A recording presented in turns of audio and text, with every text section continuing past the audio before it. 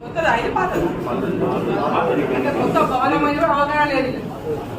కొత్త పార్లమెంట్ భవనమైన అవగాహన లేనటువంటి వాళ్ళు పార్లమెంట్ పోటీ చేస్తారు. ఢిల్లీలో ఉంటారు, మళ్ళీ ఎప్పుడు మేము గల్లీలో ఉంటాం, వాళ్ళు ఢిల్లీలో ఉంటారు. మరి ఆడ మరి కొత్త పార్లమెంట్ భవనం ఎట్లుండాలో కూడా లేదు, పాత భవనమే వేసింది. ఇక్కడ ఒకసారి వాళ్ళు పెద్ద పెద్ద హోర్డింగ్స్ ఏవైతే పెట్టిండ్రో, రాహుల్ గాంధీ గారు లేరు, వాళ్ళ ఏఐసిసి అధ్యక్షుడు లేరు. అంటే వాళ్ళకు ఎందుకు ఓటేయాలా? ఎక్కడ పెట్టి వాళ్ళు ఎందుకు ఓటేయాలా? వాళ్ళకి ఎవరు ఓటేయాలా? ఎందుకు వేయాలా ఓటు? కేంద్రంలో వాళ్ళ ప్రాతినిధ్యమే లేదని చెప్పి స్పష్టంగా తెలుస్తా ఉంది వీటి ద్వారా. కేంద్రంలో కాంగ్రెస్ పార్టీ లేదని తెలిసిపోతుంది దీని ద్వారా.